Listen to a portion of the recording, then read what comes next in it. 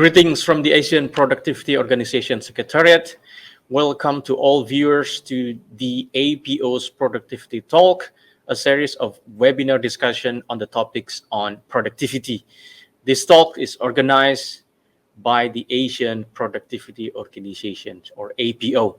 I am Arshoni Buana from the APO Secretariat, who will be the anchor of this talk today. So, the digitalization of businesses has continued to accelerate in recent years. Across business sectors, firms of all sizes are increasingly embracing the application of digital tools and business models. Although small firms do so more slowly, and some sectors or some other firms, they do so more quickly.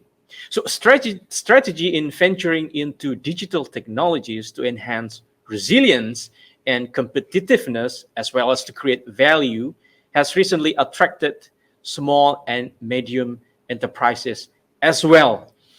However, not all SMEs have the capability to undergo digital transformation.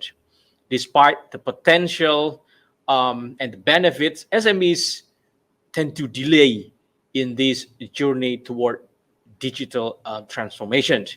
In addition to that, the COVID-19 crisis have accelerated the pace of digital transformation even more, forcing SMEs to adapt to the new trend and adapt it as their strategy. So our discussion today will center around the opportunities, challenges, as well as risks of not taking the path toward digital transformation. We also discuss about the underlying barriers to embrace digital transformation. Further, our talk today also covers the recent trends in SME digital acceptance, covering the context of the COVID-19 crisis.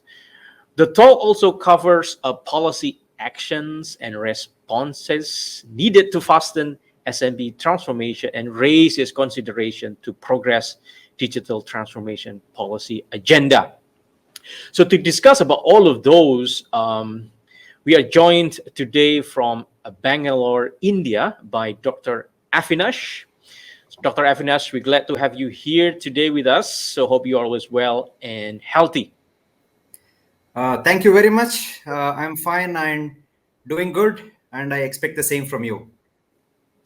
Thank you so much for the greeting, Dr. Avinash. So Dr. Avinash, just I would like to introduce him a little bit. He is an associate professor, researcher, and consultant in the field of digital transformation technologies, IT services management, business process modeling, as well as logistic and supply chain management, with over 30 years of experience working in those fields of expertise.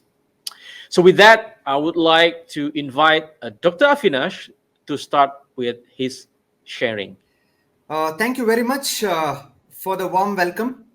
It's indeed a pleasure to be part of this occasion, sharing my knowledge on digital transformation for SMEs.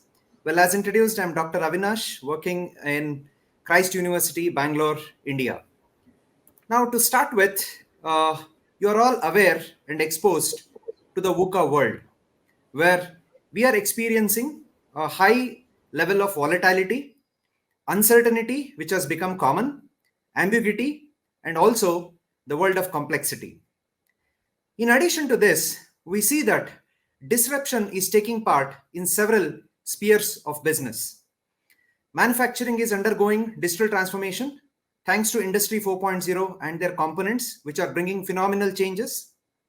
The technology that is bringing greater connectivity with the use of internet and Internet of Things. Also, we see accelerating innovation that is taking place where process optimization are experienced throughout the value chain, causing a greater level of potentiality into the business. And companies are becoming more flexible and they are getting more nimble. Rapid digitalization is taking place, especially in the large-scale industries, where they are better positioned for a rapid future growth and creating enormous value to business, provided if it is going to be well used. So what we see today is the change. As you're all aware, change is the only constant thing. It is rightly said that the future of work is our ability to adapt to change. I'm sure all of you have heard about Charles Darwin, who rightly said way back that it is not the strongest of the species who would survive, rather, it is the ones who are willing to adapt to change. It is not important that how intelligent we but are we really willing to adapt to change? So now with this, let us look at the hallmarks of the future. The two most important hallmark of the future, the first includes the exponential growth. Today, we are not looking at the leapfrog growth or leapfrog development. We are looking at the pole vaulting. That is where we are bringing a drastical growth or a phenomenal growth on the first side. On the second, we are looking at the change which is taking place. Now, the matter of concern for us is not the change we are experiencing, but the pace or speed at which we are experiencing the change. So this has grown big challenge for us. Now, if we look at what are the forces which are reshaping Asia, the emerging economies are rapidly industrializing. As I said, with the advent of Industry 4.0, there is an accelerating change in the technology that has been brought in and the way it is being used. A growing web of interconnectedness. Today, we are moving from Internet of Things to Internet of Everything, which is bringing a competitive landscape. And on the other side, we see that the population are aging, throwing the sustainability concern and also opportunities and risk in a resource constrained world. But the unique challenge that all of us are facing is these things are happening at the same time and on a huge scale. So if we look at the scenario of SME in Asia Pacific, SMEs comprise about 98%, rather SMEs comprise about 98% of enterprises and employ over 50% of the workforce. SMEs contribute about 17% to national GDP in some of the Asian countries and to an extent of 40 to 50% in other countries like Malaysia and Singapore. So in India, we see that the SME sector contributes to about 29% of the GDP through its national and international trade. And when we look at the SME ecosystem, we see government being a part of it, the supply chain, manufacturing, retail trade, finance, and agriculture, among several other components. So these SMEs are instrumental for a country's business, survival, and growth. They help in leveraging the exports by contributing to the production. There is an economic progression, and they contribute as an auxiliary industry for the large-scale industries, providing employment opportunity for all categories, qualification of people. It brings in the balanced regional development and meeting the local and regional needs of the people. And they extend the opportunities to banks for giving credit, and they bring growth to nations. So SMEs act as one of the most important component for a country's growth, and it is SMEs who gives opportunities to the bank to give the credit. But however, SMEs today are not free from competition. They are not only exposed to the regional or local competition, they are more exposed to global competition today. Because we all live in the era of disruption, which throws challenges. So SMEs, similar to larger enterprises, they are now in need to respond to the forces of disruption, the innovation that is taking place, the changing customer needs, which keeps on changing again, and impact of the regional and global economy. Now, if we look all these things in a nutshell, SMEs face several challenges on the problems that they are facing. It may be in the form of finance, in the form of lack of managerial skills they have, the access to technology or lack of technology, and the fear of risk that they have. And unfortunately, we see that the global economy has been impacted greatly by the pandemic, that is COVID-19. And in addition to that, the advent of Industry 4.0. So now all these three things are coming together, bringing in a big challenge for SMEs to move further. So now the question is, are SMEs really at the crossroad? Now we need to ask the right questions if we have to find the right answer. Now let us admit the fact that yes, SMEs are on the crossroads. As I said, there are pressing problems on one side. There is the pandemic which has impacted and which may continue to impact for some more time. And next, most importantly, with the advent of disruptive technologies that are part of Industry 4.0. So now, do we have the right ecosystem to drive the agenda? Yes, the ecosystem that is required to drive the agenda today is digital transformation. Now, it's very important for us to understand the concept of digital transformation. Many people think that digital transformation is all about using a mobile phone, using a laptop, downloading an application, and trying to do some activities of business. It is not limited just to that. We need to understand the fundamentals of digital transformation. The first thing, which is digitize. It's about converting the data from physical format to the digital format so that it is accessible anywhere at any given point of time. So we need to digitize. The next one is digitalize, which means that bringing the right technology into the business to improve the operations and also to generate the revenue. We focus more on simplifying the business operations when we talk about digitalize. And what we actually mean by digital transformation is it is integrating digital technologies into all aspects of business, both internal as well as external. There should be a seamless integration from end to end. Now, digital transformation is not again just about bringing changes in technology. It is also about bringing changes in the culture of the people in the organization, the culture of the end users. And it also talks about bringing changes in operations and the way the value is delivered to the customer. Today, we are not just talking about delivering the products or services. We are talking about more about delivering the value. And most importantly, digital transformation should help us in improving the customer experiences. So now, from the today's context, so how do we look at digital transformation? When we are talking about digital, it is the speed at which the change is experienced. The change is driven by rapid adoption of technology.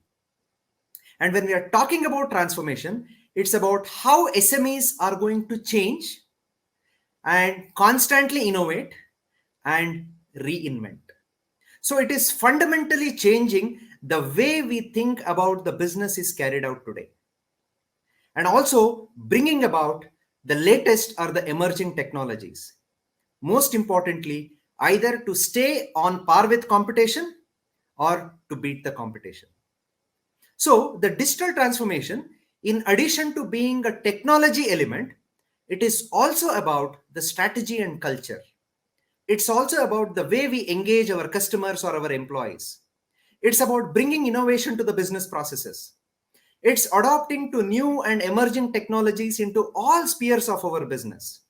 And most importantly, leveraging on data and analytics that can throw light on some meaningful information that can aid timely decision making.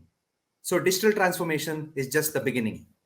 Now, if we look at some of the examples of successful digital transformation, that if we see today, Uber offers taxi services. They are the largest taxi service providers in the world, but they don't own taxi. Amazon, they are the largest booksellers in the world. They do not own a bookstore.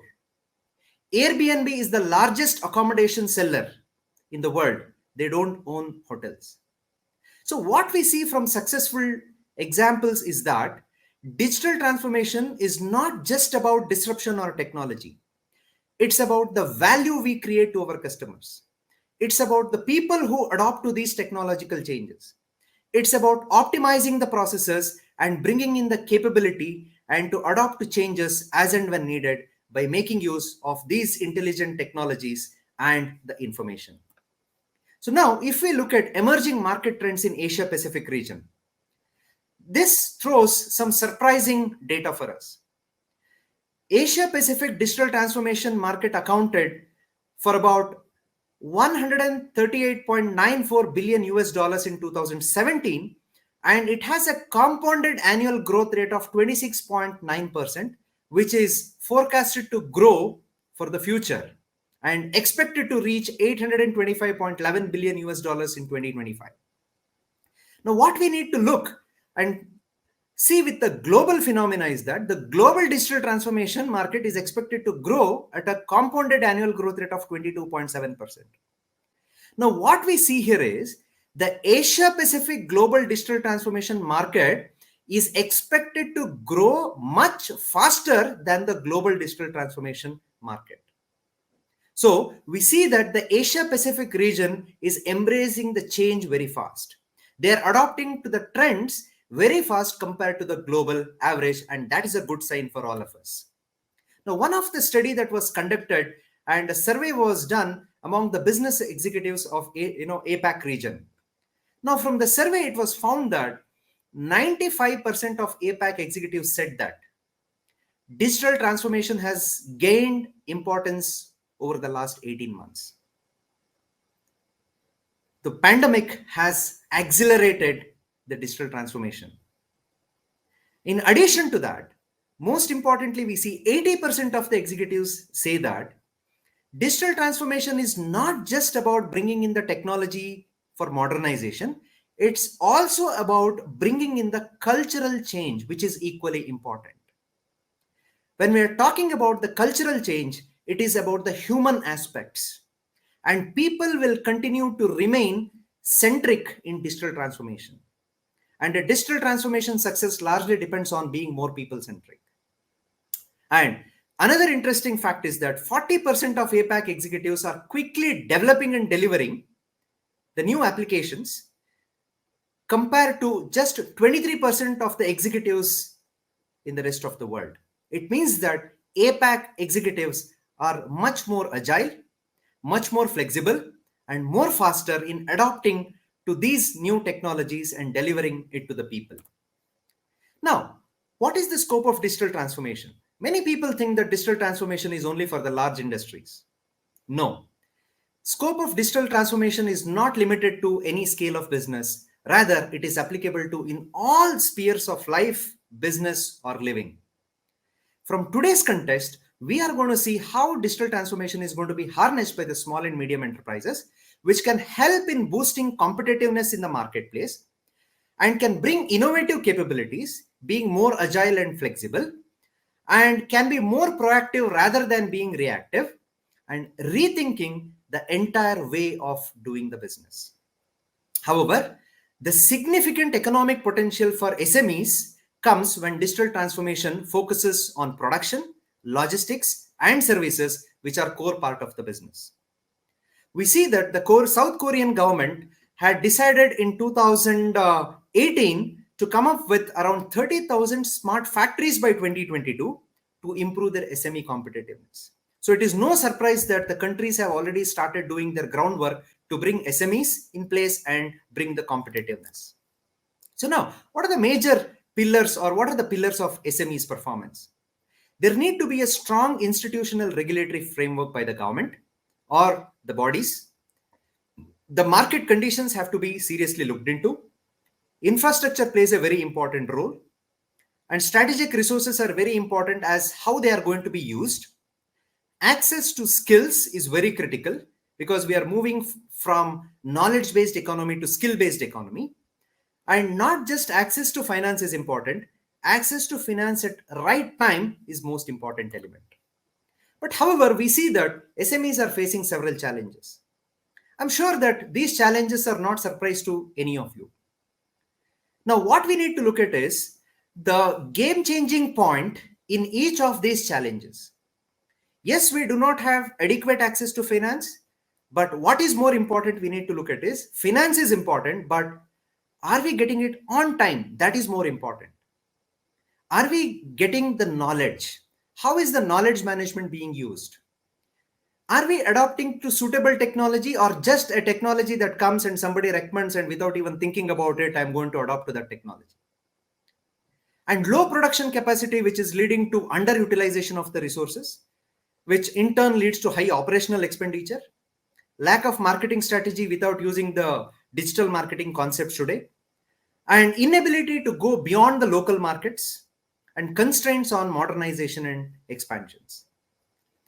Other than this, we also see the problem which are related to the labor, rather skilled labor, and the infrastructure which is required to enhance the transportation facilities, high cost of raw materials, a competition from the large industries, and when it comes to late payment from the customers, how it is going to impact our working capital, and they always have to operate on low margins.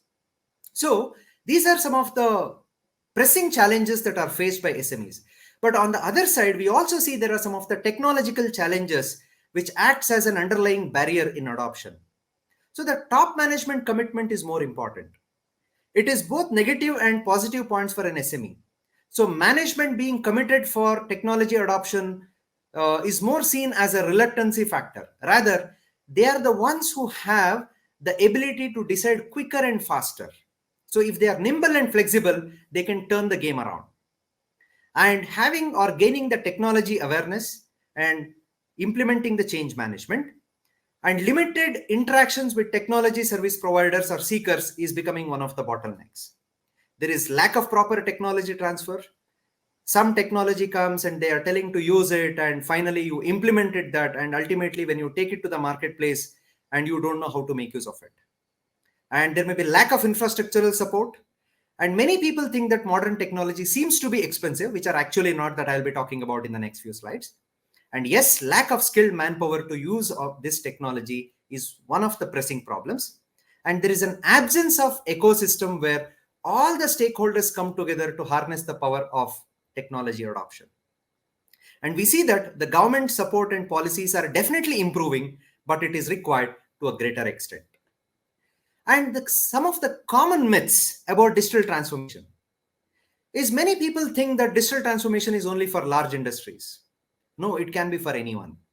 A roadside or a street vendor also can transform digitally. And many people think need cutting edge technology to remain competitive. No, it's not about what technology we have.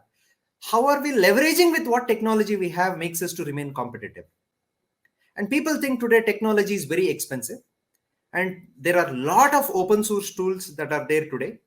Provided we look at the security features and they are time tested, we can still think about bringing them in. And people think complexity of implementation, which has been eased actually, and subsequent maintenance cost, which has drastically gone down, that has to be removed from the mindset as a common myth, and trust factor. So these are some of the common myths of digital transformation. However, spearheading towards digital transformation is definitely very challenging, because we need to ask the question that despite challenges faced in technology adoption, are SMEs ready for harnessing digital transformation? If no, can we afford to miss adoption? Missing to adopt digital transformation may help us to retain some money with us in the short run, but in the long run, it will cost us heavily. So if yes, what step has to be taken, or what step needs to be taken? So the question for many SME leaders is that, am I making right decision? A decision which is related to harnessing the power of digital transformation. Because today, digital transformation offers significant and breakthrough opportunities. It helps us to be more and more agile, and helps in reaching out the marketplace very faster. And it helps to compete with the startups and the large scale businesses. It enables a greater speed with which we can do the business, and it creates ease of doing the business. And it helps in gaining the deeper insights by use of analytics and other competitive elements. And it helps us to get the real-time insights about the forecasts. It helps us in improving the decision making, productivity, and enhancing the profitability. No doubt, we can definitely enhance our customer experience by offering the personalized services across multiple channels. And most importantly, how the business get integrated can act as a breakthrough. And another important point we look at is how the workforce engagement can attract and retain the best of the talents.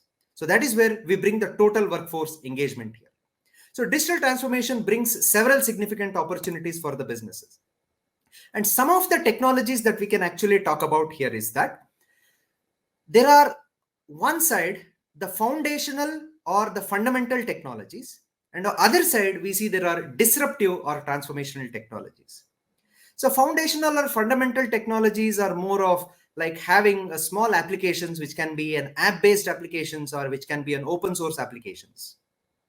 Whereas for us to have a pole vault jump in the way we perform our business, we need to adopt to the transformation technologies, like bringing in the artificial intelligence, big data, cloud computing, blockchain, as well as Internet of Things. Now, what is the guide on technology for SMEs is that most of these technologies today, you don't have to own it, you can just rent it. Today, we have seen the models like SaaS, that is software as a service, platform as a service, and infrastructure as a service. We can bring in those which have the fitment right for our organization. And they are more economical and cost effective because either we bill as we grow or pay as we use. And we can look for the most integrated solution that can integrate all aspects of my business and ensuring that there is a constant support that remains. Now, to start with, how can SMEs think about going digital transformation? I'm just trying to give a fundamental input as to where we can start. If some organizations have not started, or if they have started but they do not know how to progress, what is it that they have to look when they have to digitally transform? The possibility is first go online. That is, there is a necessity to bring online presence today. So when we go online presence, we talk about websites, creating a website and going e-commerce. And today we have several tools that are available and cost considerations have drastically gone down. And it helps us to get better exposed to marketplace. And also we see that the customers can find us visible about our existence. And bring in ERP solutions which can integrate end-to-end businesses, both internally as well as externally. And mobile applications today, which has helped us in ease of doing the business. And they are giving us the information and help us to run the business on the go. And it empowers us with multitasking, and social media marketing can be at the fingertips. And in addition to that, adopt or bring in the cloud-based solutions, AI or big data analytics. So this helps us to store the data on the cloud, make it accessible anywhere and everywhere. Chatbots are there today, and they can lead to conversational commerce. And we can bring in predictive analytics to predict what can happen next. That will help us to be more and more proactive towards taking business decisions. And there are several tools that are available in the marketplace. These are just indicative tools. You can choose whatever is right and whatever fits your functionality. And when it comes to considerations, most of these tools today are economical. And they look to be expensive if at all companies think that, or if at all SMEs think that investing in technology is an expenditure, then it looks expensive. What SMEs need to look at here is, instead of thinking technology to be an expenditure, we need to think technology as an investment. Then they start looking to be cost effective. Now, going forward, in addition to these technological aspects, we have also seen or experienced how COVID-19 has really impacted the Asia Pacific. There was disruption in the flow of goods and services. There was no movement of goods and services, they were stuck. And there was a huge collapse in demand where the market still need to recover. And there were changes in the business operations. We were no more doing it the same way like earlier. There was decline in the income levels, and there was loss of jobs that we experienced. And suddenly we started seeing that work from home started coming into place, the way maybe most of you are doing it right now. And going forward, that again may change to work from home to work from anywhere, and the emergence of e-commerce. And there was a big halt in the economic activity. We have experienced that how the shipments of oil containers were on the seas because of the lockdowns experienced in different countries. The entire economic activity was shut down. And most of the companies thought about cutting down the expenditure. But the sad part was, companies started thinking that can we cut down expenditure on digital aspects? But how the COVID-19 pandemic has changed the digital transformation is it has reshaped both the what and how of companies' digital transformation agendas. So what we need to transform and how we need to transform. And employees' experience of digital technology was from it's nice to have to it is only way the work gets done. Furthering the reach of customer support via the tools including the chatbots. And there was a healthy renegotiation of relationship to digital technology, prioritizing, telling that, hey, it really works. Now, how does digital transformation looks in the post-COVID world and how critical it becomes? Because we see that COVID-19 has started accelerating how we rethink our business models and the operations. The facility access and collaboration constraints have changed. There is a rebalance of supply chain dynamics and third-party reliance. There is a pressing need for automate the repetitive tasks. Different technology has to be utilized looking at the functional fitness. And we have seen there is an alternate mode of working. And most importantly, there is a need for management to take quick decisions.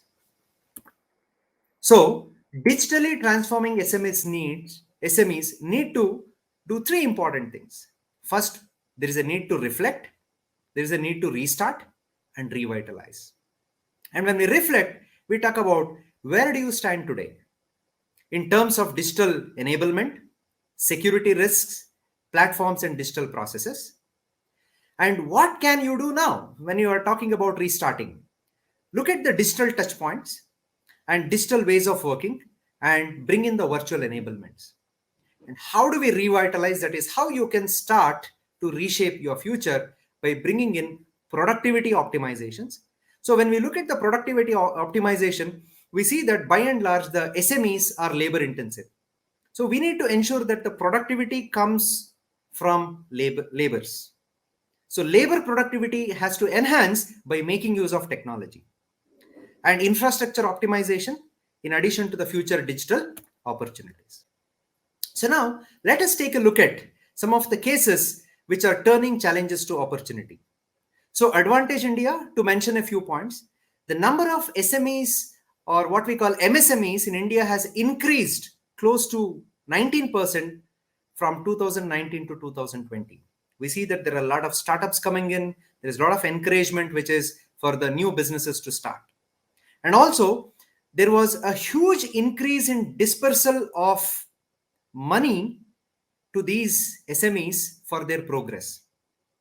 Several statutory bodies took the lead of taking the government policies to these SMEs. And the government schemes started giving a major boost to this particular sector. And the policy support really supported these SMEs. One of the big challenges that we see today is that economy is slowly recovering. But the problem is the demand has not really increased in all the spheres. Now, that is the reason why we can see that in India, the retail and wholesale business became part of SMEs today. Because it is these retailers and the wholesalers who are the forefront to the customers can influence the demand.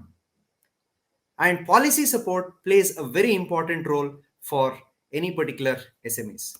Let us quickly take a look at one of the cases from India, which was recently shown on TV 18 and which is really inspiring. It is when we are talking about SMEs, it is not just about the manufacturing sector, it's about any sector, how we can use the concept of digital transformation to empower the business. Let us quickly take a look at this video. This is Azadpur Mandi, Asia's largest fruit and vegetable market.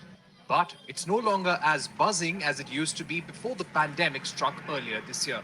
When disruptions started hurting business, farmers and sellers here were quick to adapt, and they chose technology to continue trading without having to be physically present at the mandi. For this, they used e-mandis like agribazar.com. I'm just clicking on my AgriBazaar app. So this is the homepage where you directly come. So now just see, for instance, this there is a location called Pilibanga. So it is in Ganganagar market area. So there is a seller of guar seed. So this, you will see the quantity 30 quintal is being displayed, and this is the wish list, 4,200 rupees quintal. This seller is expecting. AgriBazaar allows farmers to list their produce on the application, and a buyer can select his purchase sitting anywhere in the country. Through online auctions, a farmer gets the best price for his crop. We have seen 400% jump in registrations coming in these 3 months. We have about 50,000 tons which have been traded directly by farmers. And now our reach is up to 2 lakh farmers. If I talk about the trade volume, see, before this financial year, we had done about 14,000 crores of trade on AgriBazaar. But this 1 quarter only, or about 4 months period, we have done about 5,500 crores of trade only in these past 4 months. Be it moong dal, onions, groundnut, or apples, a trader can buy anything at the click of a button. Covid के time में एक तो हम इससे बीमारी से ही बचे हैं। अगर घर बैठ के अपना ऐप यूज करके अगर हम कोई भी चीज परचेज कर रहे हैं तो हमारे को रेट्स का भी आइडिया रहता है हर एक चीज का, कि रेट्स उसमें सबके आ जाते हैं, क्वालिटी आ जाती है। एक जगह जगह घूमने से बच जाते हैं, नहीं तो बीमारी के उसमें आ सकते हैं अगर जगह जगह लोगों से मिलेंगे तो। AgriBazaar now wants to expand operations from 32 to 75 cities and wants to increase its employee strength from 150 to 500. We are a full stack Agritech solution. So where we are trying to rope in farmers from their sowing stage. So we have a farmer advisory wing where, through remote sensing, satellite imagery and all, so you actually can see the farm gate. So when you geofence a particular land bank, so where you can tell ki farmer geography wise which is the optimum crop which they can sow. During the entire course of time of their production, we monitor that crop and then we keep on advising about any damage or any health issue of that particular crop, and till harvest we are like monitoring that crop. As the next step, AgriBazaar wants to enlist testing laboratories, transporters, and financiers on the application as well, a move that will bring the entire agriculture supply chain online. AgriBazaar is an example of how farmers and buyers started adopting technology in a bigger way when physical visits to mandis like these was not possible. But it's not just e-mandis and AgriBazaar. Even the B2B marketplace has realized that the use of technology can lead to greater efficiency, lesser number of physical visits, and less office space as well. Okay, that was a very interesting element to watch out for as to how digital transformation is leveraged in the agribusiness today in India. So what's more important is it is not just the technology that is being seen there, it's about how people are making use of technology. So now what we can see here is if the agri field, which looked more to be an informal sector of business, an unorganized sector of business, if they are adopting to technology so well, why not SMEs, which falls under the formal or organized sector, can think about leveraging the technology for business.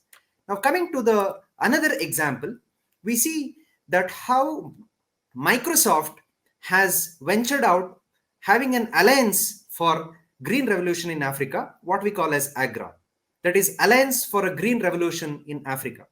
So Microsoft has partnered to bring digital transformation in agriculture because agriculture continues to be one of the most important occupation in Africa.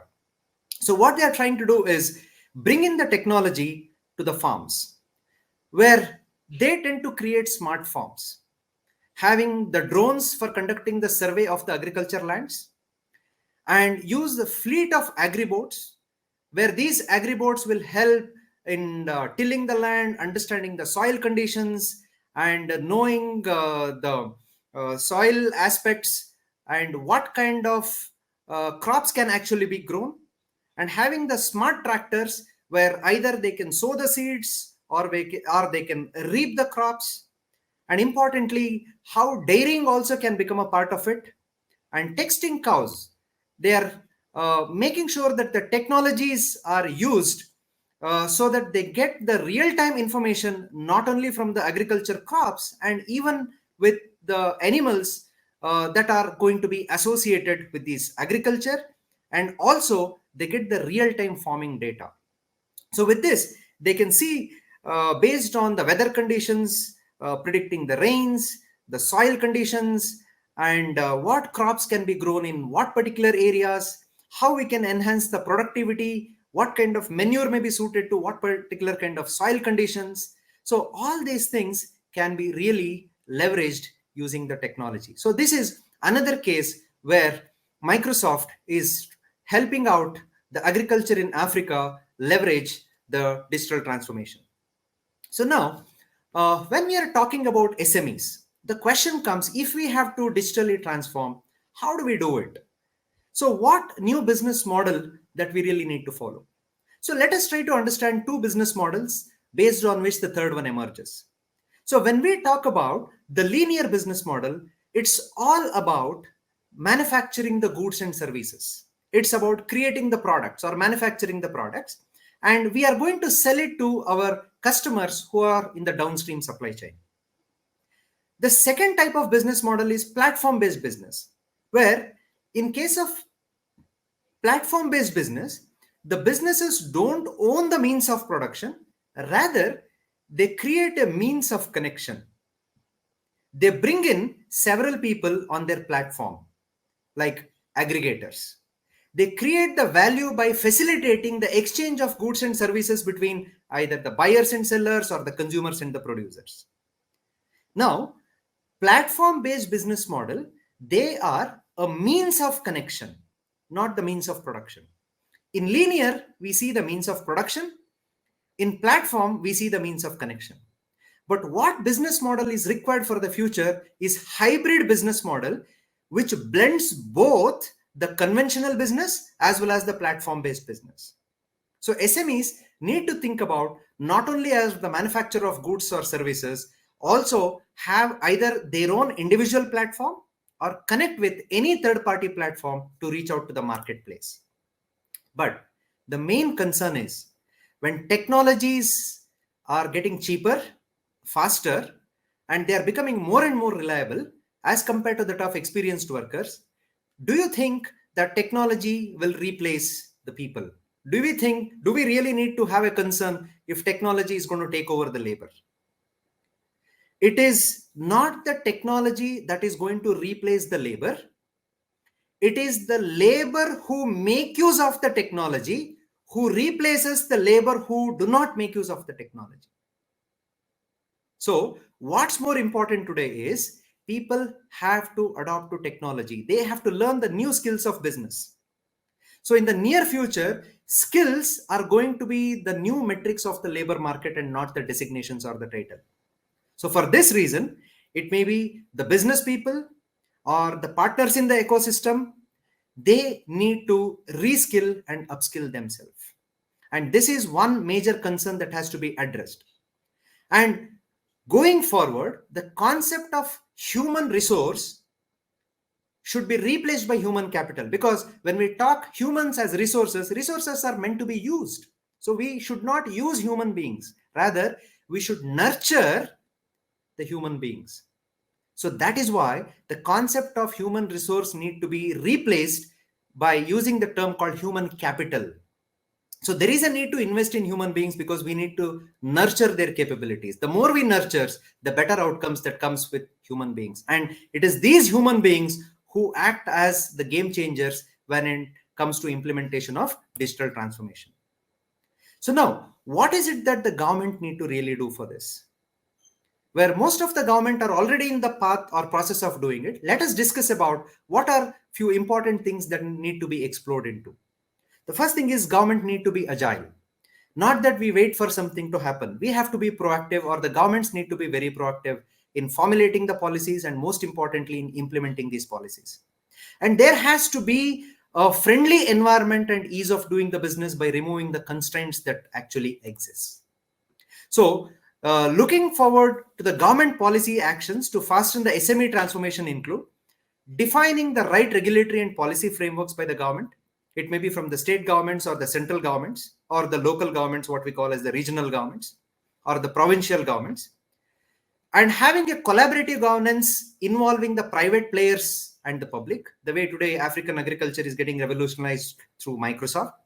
And public need to play a role. Say, for example, the universities and the institution should come. Institution should extend the skill development program to the SMEs. And the universities should make sure their students are deputed to these SMEs and understand the problems of SMEs and contribute their learning towards application of the knowledge, and addressing the risk of workers, where workers literacy need to be literally enhanced, and deciding on how to invest in new forms of education and infrastructure. And most of the countries are already aware about the importance of funding and the capital that is actually required, and that has to be accelerated in terms of lending and incentivizing digital adoption within the sector. This is one very important thing the government need to do. Whether I buy a technology or use a technology, the taxes on buying the technology should be waived off. And if companies are making use of technology, they have to be incentivized. At the same time, there should be a strong privacy and piracy policies, framing the cyber laws, and bringing in the necessary support for use of information technology and the knowledge transfer by offering underlying infrastructures and making interventions that would guide the SMEs to reach out to the marketplace faster, especially through the medium of e-commerce. Let us quickly take a look at some of the government support to SMEs across the world, how the government of different countries have actually been supporting SMEs. So Australia has come up with cash flow for boosting up the SMEs activities, including offering the wage support for the apprentices as well as the trainees. And Hong Kong has brought in several measures, especially after the pandemic, to address the anti-pandemic. And they provide for specific sectors, specific subsidies. And Singapore has come up with offering the deferred payment options and lower interest on the SMEs loans, which is very important. And Canada has brought in the wage subsidy support and deferral of the tax remittances that are there. And there are diverse credit facilities that are offered. And UK is again bringing deferral in tax payments, as well as assisting for employee wages as well as the sick pay. And New Zealand is looking at the finance guarantee loan through several schemes that are there. So we see that different countries are offering different kind of support, which can be kept as a benchmark. Now, when we look at the Government of India initiatives, there was a 3 lakh crore collateral-free automatic loans, which was extended especially to buy the raw materials and to meet day-to-day the operational liabilities for the businesses. And there was a revision of MSME definition to extend maximum benefits to the sector, and disallowing of the global tenders in procurement of anything that is up to the tune of 200 crores. If it is up to the tune of 200 crores, only the domestic players can apply for those tenders. It gives an opportunity for the domestic players to reap that particular benefit. And clearing of MSMEs dues are going to be very important element. And India also came with Atmanirbhar Bharat, which talks about self-reliant India, coming up with the concept of Make in India, which has been successfully implemented. And a 20 lakh crore economic package, which has been declared under Atmanirbhar Bharat Abhiyan to aid country out of coronavirus crisis in order to make sure that India becomes self-reliant. Now, when we look at the global SMEs, we have some 7 lessons that can be learned from them that can be implemented in the other SMEs. The first thing is develop the capability to identify and implement the right technologies. It's not about bringing the technology that is important. It's about bringing the right technology, which brings in the best functional fit. Next, invest in learning. Learning never ends. It is a continuous process. And we need to learn about technology. We need to learn about the process improvements. And most importantly, we need to learn our customers who are rather more potential for us for the future. Invest in researching, innovate the products, improvise the services, test whether there is a demand for our products in the new markets, because we are no more exposed to the local markets. We are experiencing the global markets today. Increase the social media presence, which has come to the fingertips, which helps us in reaching out to the larger section of people in the society. And expand your e-commerce, especially to reach out to the larger section of the society, and ensure the digital payments are there so that we start receiving the payments online as quickly as possible, which will help us to meet the crunch that the crunch that happens because of the working capital. And focus on improving your business strategy and, most importantly, their implementation.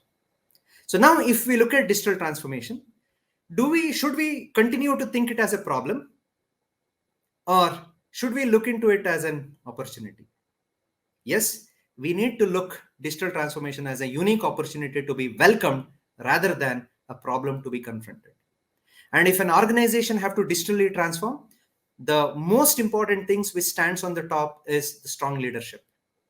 And SMEs are always blessed by strong leadership because they can take decisions faster and they can drive the agenda. And importantly, organization culture. As I mentioned earlier, digital transformation is not just about technology, it's about bringing change in the culture.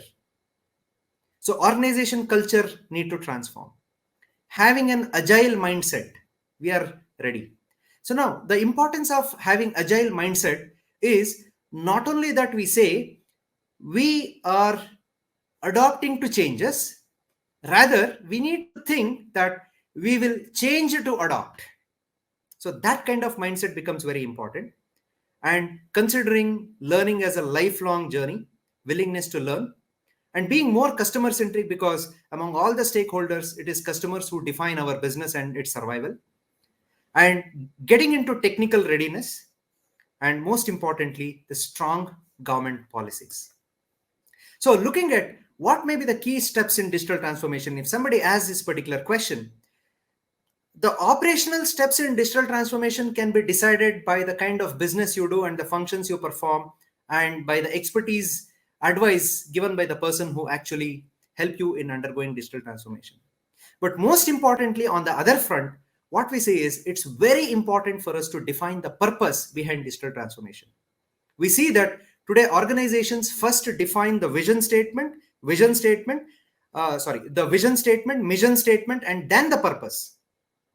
However, purpose has to come first. It is the purpose which has to drive the vision and mission of any particular organization. And we need to create a proper plan that works for each and every business. One plan will not work for every business because it requires an approach having a clear roadmap. And most importantly, manage the people dimension. It is the people who make use of technology to transform the business, where we need to re-educate them and we need to reskill them. So do you think letting go of legacy system is easy? It is not easy because most of us are emotionally attached to it for the legacy way of doing the business or old way of doing the business. So we need to let it go off. And the last one looked to be something very interesting. We saw in the earlier slides that competition is something which is throwing the bigger challenges. Yes, it is very important for us to compete against one another in business because that is a way of life in business. We need to compete against one another. But most importantly, use digital transformation to compete against the situation. Use it as a tool to compete not only with other businesses, against the situation. Now the question comes, digital transformation is not an overnight agenda. It takes time. So how do I do that? Whether it takes 3 months or 6 months or 1 year. It is like somebody asking me the question, how do you eat jackfruit? I say piece by piece, I'm going to eat and finish a big jackfruit. Very similarly, digital transformation looks to be very big. So how we are going to transform? Step by step, step by step, step by step. So what we need to understand is the power of purpose. So let us quickly take a look at the video and then proceed.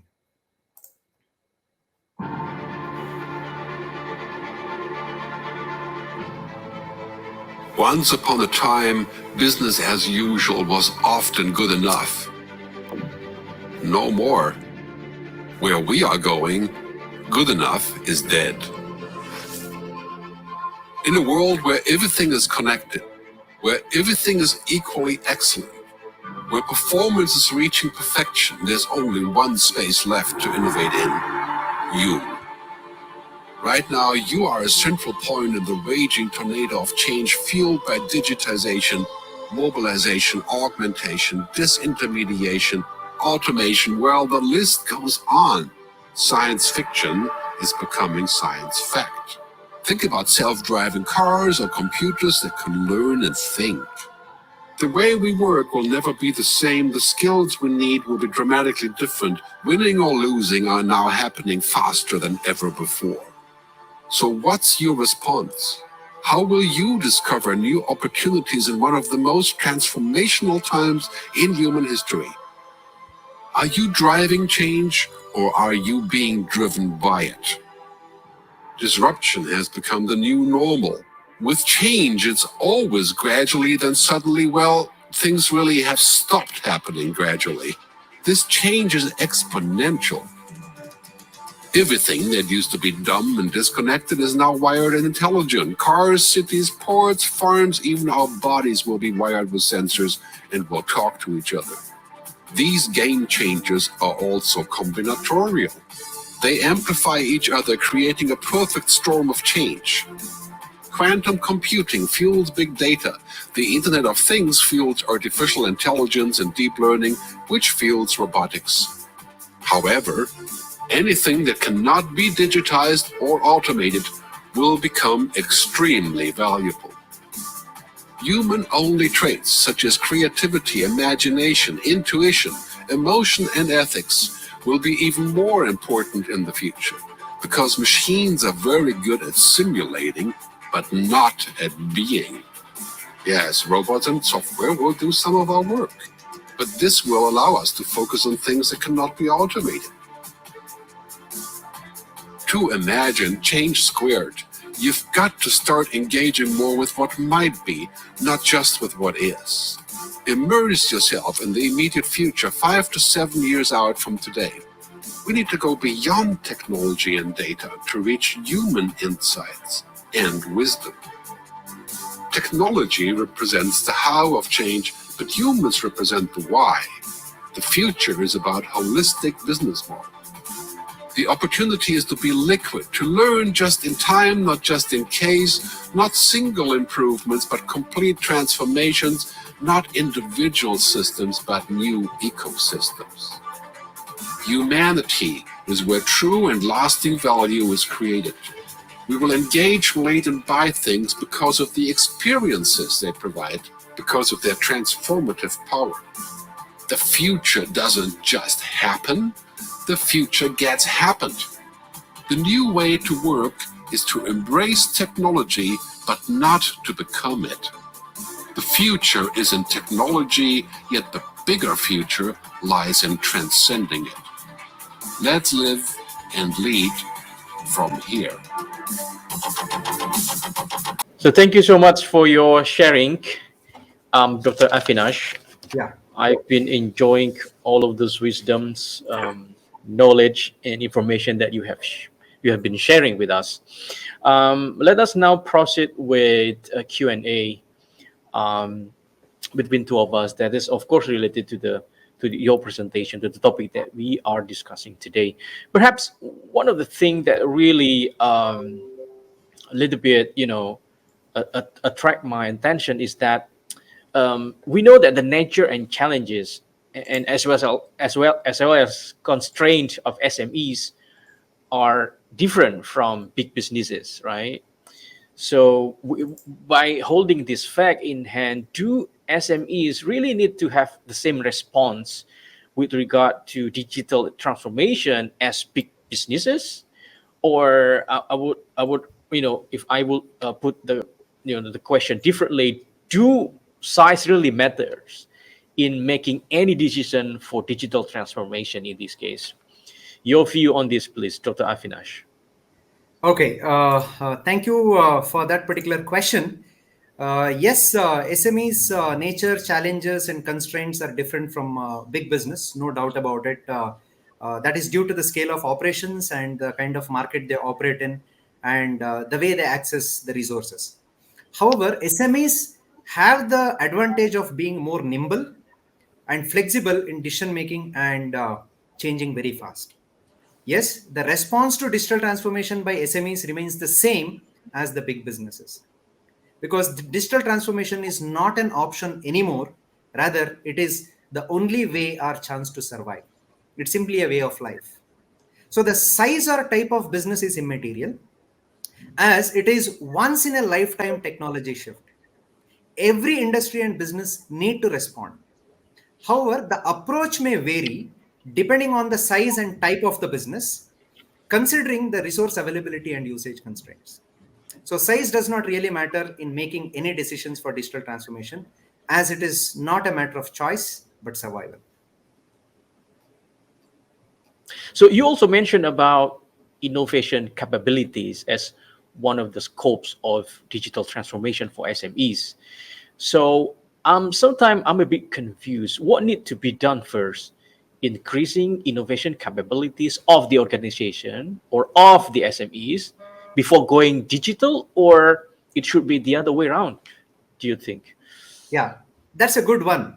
In fact, when we look at which comes first, see, increasing innovation capabilities and going digital, they need to go hand in hand. There may be a need to innovate new business model that calls for going digital, or in the process of going digital, we may have to find innovative methods to create value. So increasing innovation capabilities should be a habit and not a one-time activity, whereas going digital can be once in a lifetime technology shift that still further calls for improvement and upgradation. You have also talked about the importance of people. And one of the common misconceptions about digital transformation is that it is all about technology, which this kind of misconception might be translated into misperception about the cost in embracing digital transformation or digital technologies, which by the end, may be forming reluctance to embrace digital transformations. My question is that, based on your experience, in the real world practices and application, how can we put people at the center in this journey toward digitalization? How can we put the people first before the technology? Okay, yes, you are right when mentioning the common misconception.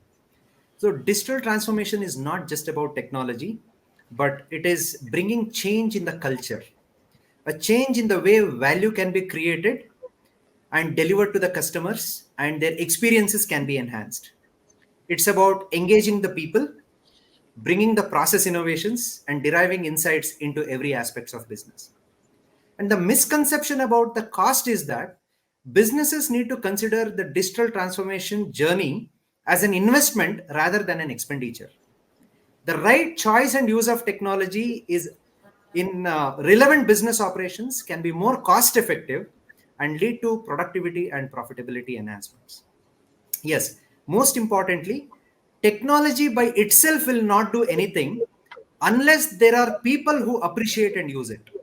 In the real sense, technology will not transform business, but the people who build and use these technologies are going to transform. At the core, it is the people who create the technology and use the technology, either as business personnel or as end users. The business people need to be upskilled and reskilled to make progress using these technology, whereas on the end user side, there is a need to enhance customer experience. So digital transformation is all about being people centric. So when SMEs digitalize their business functions, um, um, they tend to outsource the solutions. I think the reason behind this is because they want to compensate their weak internal capacities or capabilities, but also perhaps this is also because of the cost, the cost reason behind it. Yes. So do you think that this outsourcing strategy is good for SMEs in order to to embark to this journey toward digital transformation? Okay. Yeah, this is a very important question we need to address. A good digital transformation does not exist at all, but the right digital transformation technology should be in place. We need to focus on being in right rather than being good. So, digital transformation strategy should be more specific, considering the functions or operations they do. what strategy holds good, for example, for a food business is altogether different from a strategy that holds good for a textile business, though the scale of operations may remain the same. So the trend towards outsourcing solution is not a new phenomenon at all. There is a need for external technical expertise to digitize business by bringing the functional fitness. Now, the weak internal capability may not only be due to cost constraints, it can also be due to technically skilled manpower and its unavailability. So, it is wise to find a right technology partner outside who has an expertise. And importantly, there is a need to appreciate the fact that in the future, there is a need for exclusive in-house technical personnel who can progressively transform business, and these personnel need to be upskilled and reskilled. In relation to the this crisis, COVID-19 related crisis, as we know it, that COVID-19 has heightened the importance of SME digitalization, and it has served as an accelerator, in fact. So, according to some, this change, tend to last long, since some of the investments are actually irreversible. We cannot really recover the cost of the investment. Yes. So then they cannot come back to the old normal. So have we really seen any efficiency gains coming from this change if we consider the arrival of the pandemic as a starting point? Your view Yes. on this? Yeah. Yeah, yes, very much. The changes tend to last long, and investments are definitely irreversible. So it is essential to make wise choice of technology and have a suitable roadmap for implementation and its usage. Undoubtedly, COVID-19 has heightened the importance of SME digitalization and served as an accelerator. But seeing efficiency gain is too early to expect at this point of time, at least. So it will take time because the market is expected to recover. Demand needs to be generated. Economic activity should be accelerated. However, a few businesses have started reaping the initial efficiency gain as seen in the video. So what needs to be ensured is that the stakeholders also need to be part of digital journey by making use of the digital offerings. So let's say I am a small SMEs, producing and supplying agriculture produce, located in rural area. What would be your advice to me if I want to leverage my profit and competitiveness in the business by using hybrid business model? This is one thing that you showed in your presentation that is going to be the big next thing. Yeah. Okay. I really appreciate you for this question because these are some of the important elements that we need to really look into. So in case of linear business model, what we saw was the companies are just means of production. They just produce products or services and sell it to somebody in the downstream supply chain. Whereas in platform-based business model, they just become the means of connection. They don't produce, rather they become means of connection. They bring the interconnectedness among the people. They create a platform using which the people can leverage on selling their goods and services. But what is most important today is that if we can have a hybrid business model, which is the combination of both that needs to be leveraged as SMEs are producing the agriculture products in the rural areas. Now, with the case what you have mentioned, if you are in a rural area and if you are into manufacturing or if you are into growing of any agri commodities, so how do we tend to approach this particular case? So my advice would be to go one step at a time with a proper roadmap, considering the stakeholders you deal with. I'll just give an example. Say you are producing coffee. Now you are growing coffee and you are selling the coffee in the market, and tomorrow you want to have your own business model of selling it. So you need to tell the work you do through your social networks and mobile applications about the best practices you follow in cultivation. Say, for example, your products are eco-friendly, and customers will start appreciating such facts today. Then have a website, install a chatbot, integrate with WhatsApp and social media.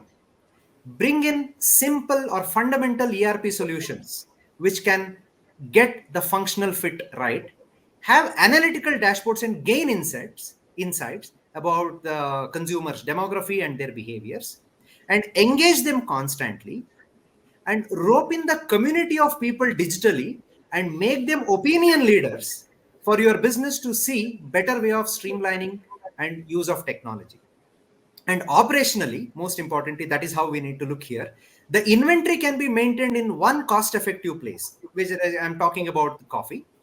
Depending on orders, shipment can be made directly to customers.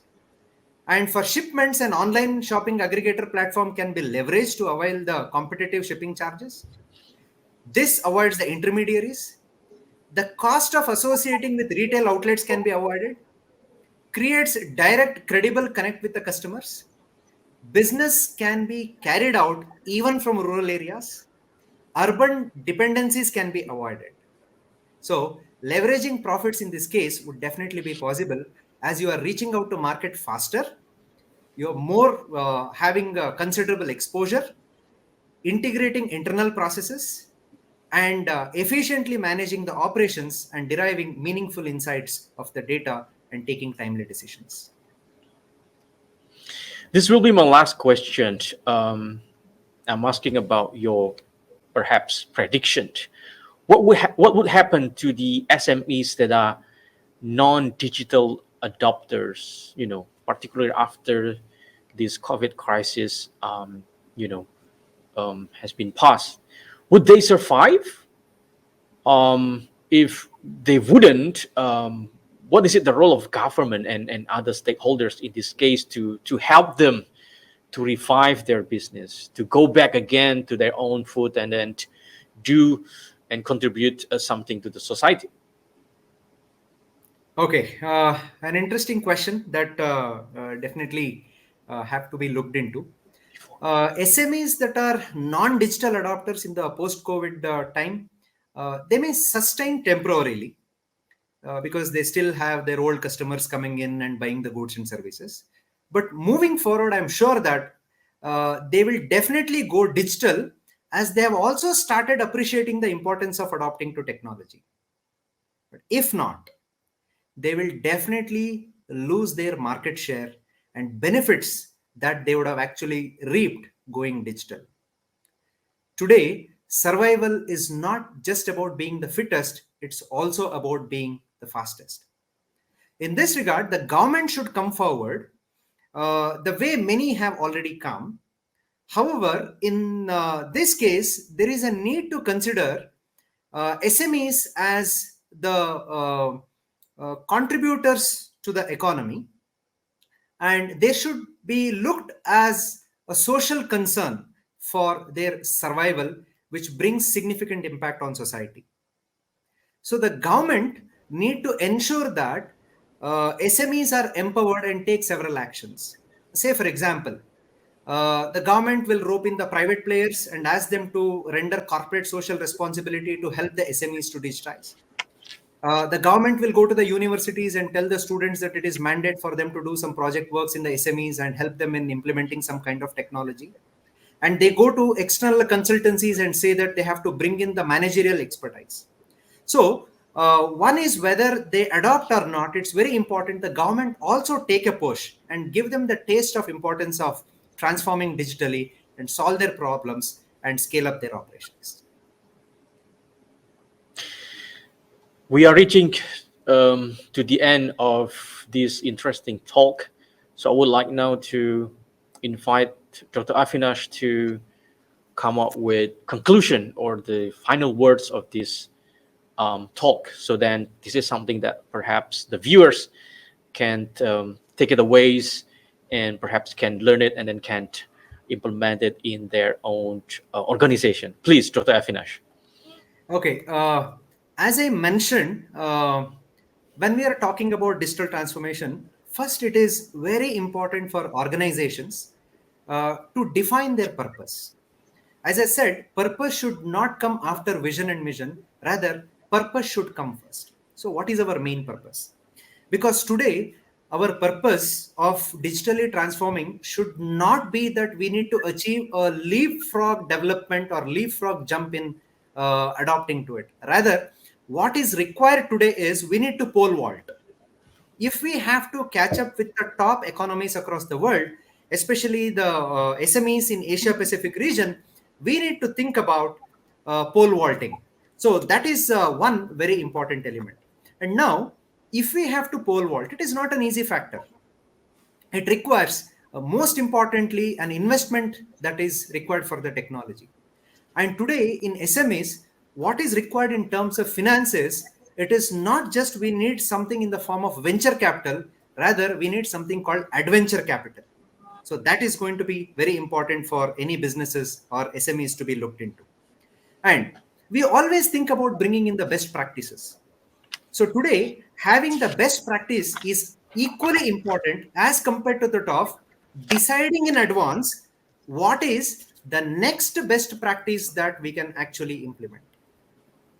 So when we look SMEs as the manufacturing companies, it was more of like we define, we design, and we deliver the products.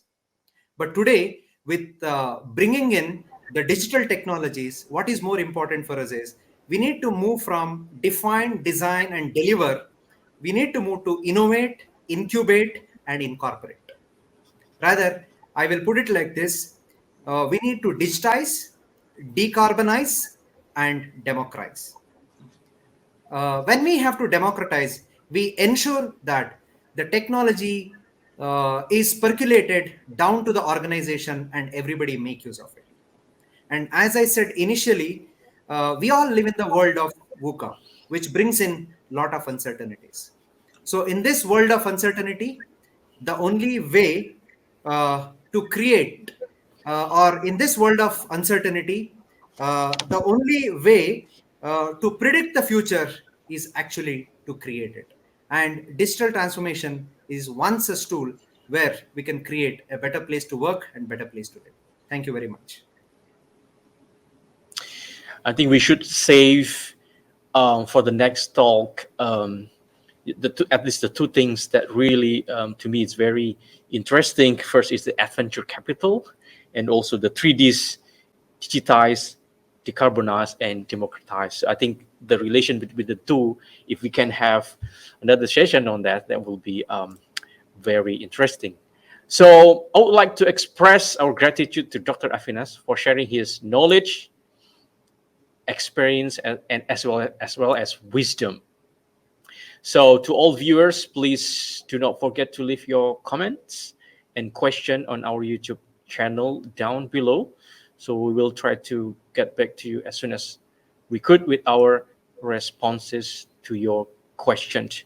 So finally, thank you once again to everyone, to Dr. Avinash. Be well and be productive. Goodbye. Thank you very much.